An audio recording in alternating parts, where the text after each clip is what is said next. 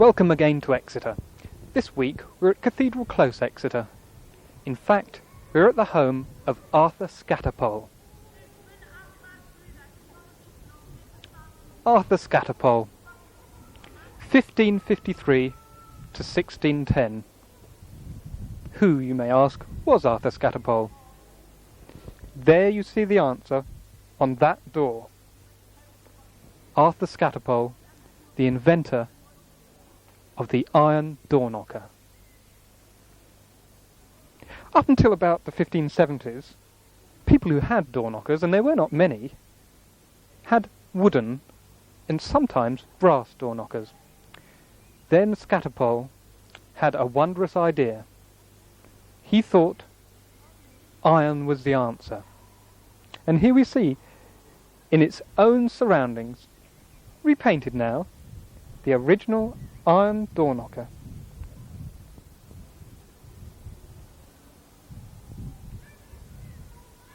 How ironic it is, though, that at the house next door we see a new electric bell. And in those days, Arthur Scatterpole's mother lived there, Enid Scatterpole, born Enid Lindesprong, the inventor of the hemp sack. And we'll be focusing on her life and work next week, back at the Cathedral Close. There aren't many mental institutions here at Exeter, or still less here in the Cathedral Green. But it's surprising. A little place like Exeter should house the Devon and Exeter Institution. Now, back in 1785, a certain major who'd fought in many wars for England, his name was Ernest Drubble, had lived for many years in Exeter. Finally, he came to the Devon and Exeter Institution, as you see it today. Major Drubble was responsible at the workshops of the Devon and Exeter Institution of inventing the first park bench.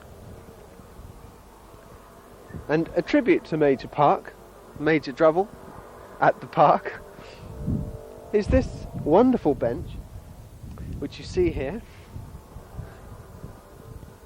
with a tilting litter bin next to it. Now, the tilting litter bin was a hallmark of Major Drubble. Everything he built tilted. He used to smoke a pipe. That was also at a tilting angle. Major Drubble was an eccentric. He lived in the Devon and Exeter Institution. But he invented the park bench. We owe so much to mental people. We should not put them in homes and forget about them. They have a useful role to play in society.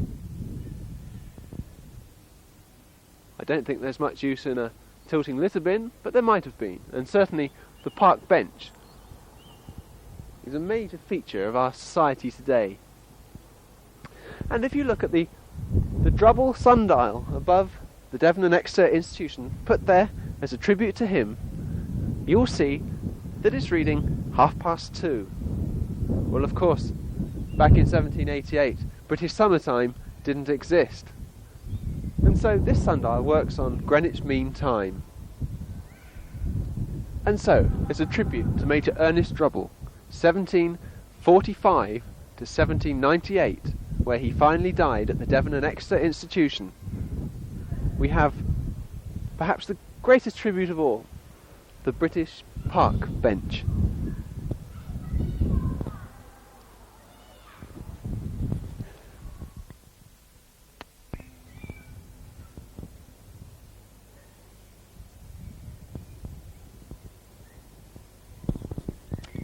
Good afternoon and welcome back to our continuing series on Exeter Cathedral. Last week, you will remember, we talked about the bicycle incident of 1815, and there we found the answer to the question why there is no cycling allowed in the Cathedral Close. If you remember, looking at this notice, No cycling, no radios, no games. We remember the 1815 incident where Bishop Banworth was knocked over by a penny farthing and died of internal bleeding the next day in hospital. This week we're going to consider why no radios.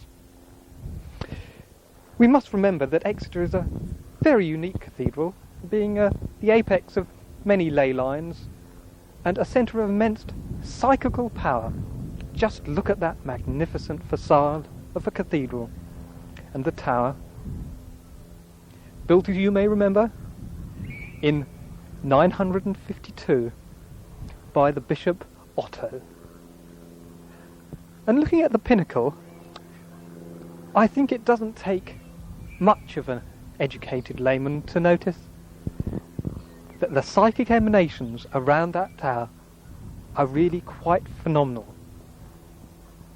And of course, with the 52 services that take place here in every calendar month, there is a lot of praying going on in this holy city of Exeter.